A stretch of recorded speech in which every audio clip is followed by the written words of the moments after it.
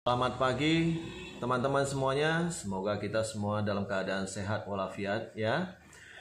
Saya buat konten ini pada minggu pagi dengan berpakaian non resmi seperti ini supaya bebas, karena tema kali ini saya akan berbicara tentang perjuangan tanpa henti untuk membela sebuah klaim stroke yang akhirnya berhasil. Ya, semangat sehat semuanya. Kembali kita ketemu dalam Bincang Asuransi. Jadi case ini bermula dari ketika ada seseorang yang tidak saya kenal menelepon saya dan bertanya tentang klaim asuransi kondisi kritis stroke yang dialami oleh papanya. Nah, beliau berkata klaim asuransinya sudah 5 bulan tidak keluar, tidak cair. Nah, beliau kemudian mengirim data-data medis yang dikirim ke perusahaan asuransi.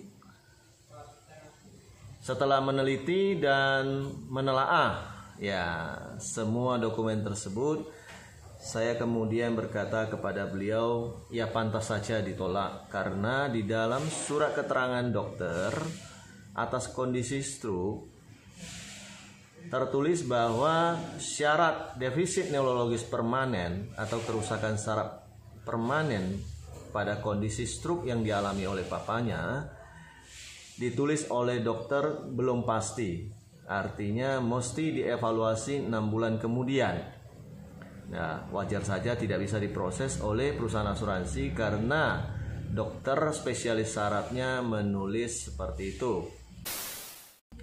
Ya, dan beliau berpersepsi bahwa ya dia masih menunggu perusahaan asuransi untuk mencairkan uang pertanggungan sebesar 450 juta.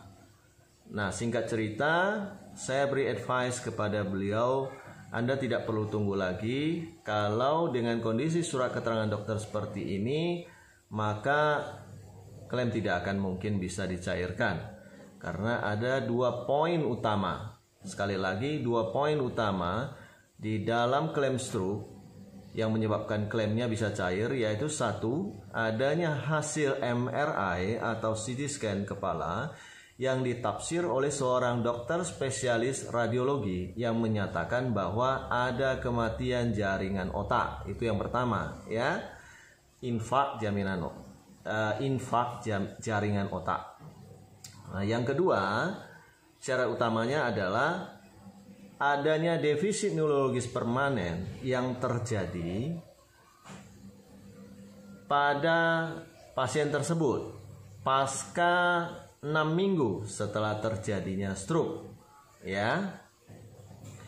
Nah, jadi 2 kondisi ini harus terpenuhi, itu syarat utamanya.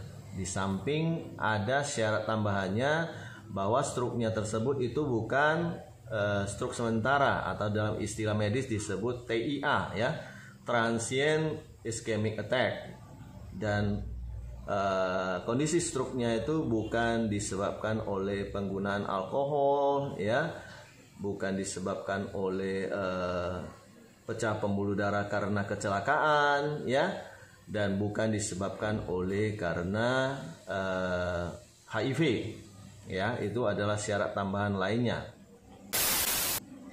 Nah, kemudian atas kondisi tersebut saya menyarankan beliau untuk tinjau ulang dengan skema yang telah saya susun, yaitu 1, saya meminta beliau untuk melakukan CT scan ulang kepalanya untuk membuktikan bahwa kondisi tersebut memang benar-benar stroke, adanya kematian jaringan otak. Karena hasil CT scan sebelumnya hanya dinyatakan bahwa suspek infak jaringan otak. Artinya suspek belum pasti. Suspek ini kan bahasa awamnya kemungkinan ya.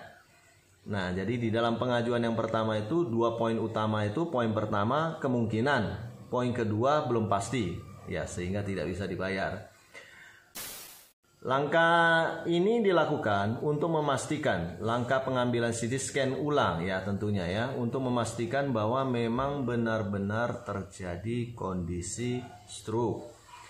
Nah, langkah yang kedua adalah konsul dengan 2 dokter pembanding, ya, dengan spesialis yang sama sesuai dengan bunyi kontrak polis, yaitu dokter spesialis saraf, yang mana kemudian hasil terakhirnya, hasil CT scan kepala yang terbaru menyatakan bahwa memang benar ada infark jaringan otak, atau dijelaskan oleh dokter spesialis sarafnya yang pertama, ada bagian yang menghitam. Itulah tanda bahwa ada kematian jaringan otak, dan diperkuat oleh hasil tafsir dokter spesialis radiologi yang menyatakan bahwa infark jaringan otak. Oke, jadi hasil yang terbaru itu adalah sebuah kepastian, sebuah keniscayaan bahwa penyakit yang dialami itu memang adalah stroke. Kemudian oleh dokter yang pertama maupun dokter yang kedua pada tinjau ulang ini dinyatakan bahwa memang benar beliau itu sudah mengalami defisit neurologis permanen pasca 6 minggu sejak serangan stroke yang pertama, berupa lemah tubuh sebelah kanan. Nah, artinya tangannya sebelah kanan itu sudah lemah dan tidak bisa tanda tangan lagi. Nah, yang kedua berupa gangguan pada matanya atau pipinya yang sering kebas, ya, yang sering kebas. Nah, atas dasar 2 kondisi yang terbaru ini didukung oleh hasil medis plus pengisian surat keterangan dokter yang terbaru oleh 2 dokter yang merawat pasien ini, maka tinjau ulang dilakukan. Ya, puji Tuhan, syukur alhamdulillah. Dari tanggal dokumennya masuk 9 hari kemudian klaimnya disetujui sebesar 450 juta.